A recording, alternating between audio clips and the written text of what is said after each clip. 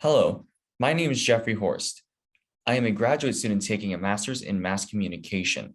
I worked in the New Media Innovation and Entrepreneurship Lab 4 days a week this past semester and took on many different roles.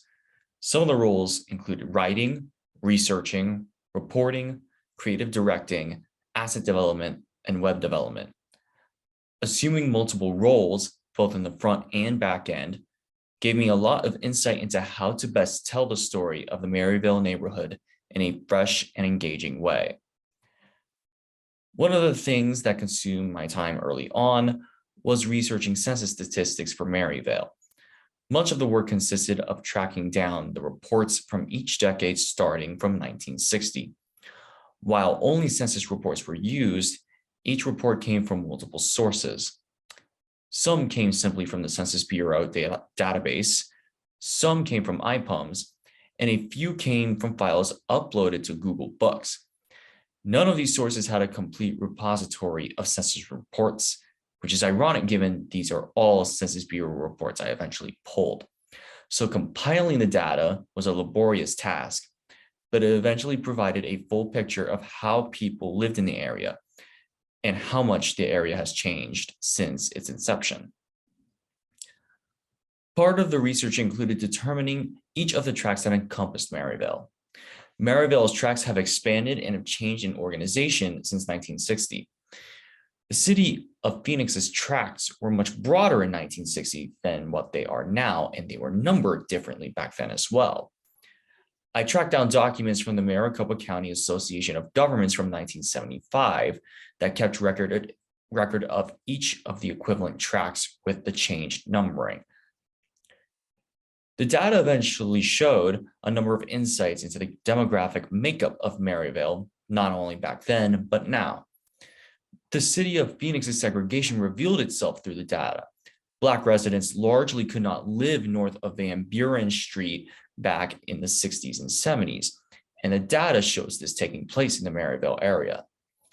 Just 88 Black people lived in Maryvale in 1960, or 0.01% of the area's population. It also highlighted just how cheap it was to live in the neighborhood. The median family income in the Maryvale area was just over $5,800, and houses in the area cost about $7,600. In comparison, the median price for houses in the US in 1960 cost $12,000. It also helped show the dramatic demographic shift that occurred beginning in the 1980s. In that decade, the Hispanic population in the area doubled from the previous decade and nearly doubled again in the next decade. This was due to many factors that our team reported on in the story. These findings helped us show what living in the Maryvale area was like during its infancy. While numbers can't completely show what the area is like, the data provides an overhead look of the area. One of my back-end jobs included creating assets to display in the story through a game development program called Unity. Unity, used in our context, was used to create key landmarks to display in our website and possibly implement into augmented reality. I helped create Sacred Heart Church, a key landmark in what is called the Golden Gate Barrio. The barrio, a neighborhood in South Phoenix where many Hispanic and Latina families lived back in the 1930s, was raised in the 1980s to make way for developments to expand Phoenix Sky Harbor Airport.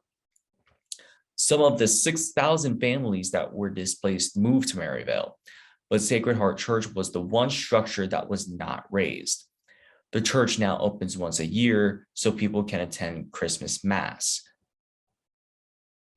Our team has also developed many other buildings through Unity that are showcased throughout the story, including a model home, Maryvale High School, Maryvale Mall, and more.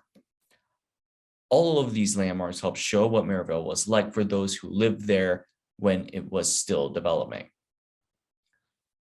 Once we had all of our reporting together, I took the task of writing the entire story from Maryvale's birth to present day. Being able to take on multiple roles helped me understand the totality of the story better and create the fullest story possible. I was able to include specific details of many of the different landmarks through the great reporting our team did back in fall 2021. I also conducted additional reporting for the project. I interviewed a few Maryvale residents to get their opinions on the future of the area and problems that currently exist. This was included through paraphrasing at the end of the story. I also aim to address the issue of crime in the area, a point that multiple residents brought up. We got multiple pieces of anecdotal evidence of how heightened crime in the area affected their lives while they were in Maryvale. However, we weren't able to obtain quantitative data to provide context to the general claim of Maryvale being a crime-ridden area. I requested documents from the Phoenix Police Department that have still yet to be returned. This is part of reporting that still remains to be uncovered, which could further enhance the story. All of this leads to the formation of the website. I headed the creative direction of how the website would look. Along with assets and direction from Aaron, I formed the structure of the website to present the story in the most visually pleasing and engaging way possible. This involved using a more pastel color scheme and a clean text presentation.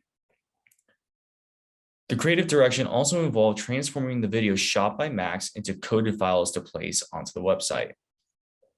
With the help of Hari, our web administrator, we coded the videos along with the text scrolling by, a technique called scrollytelling, to effectively show and tell the story at the same time. This was one of the more laborious tasks for me, as it took multiple phases of trial and error to perfect its implementation and presentation. However, it is easily the most eye-grabbing and effective use of our work and assets to tell the story. I collaborated with many others throughout this project and could not have reached this point of the project without them. The many roles I took on in the lab allowed me to not only learn the different techniques to tell the story, but also allowed me to tell the story of one of the most storied communities in Arizona, one that has many more stories to tell in the future.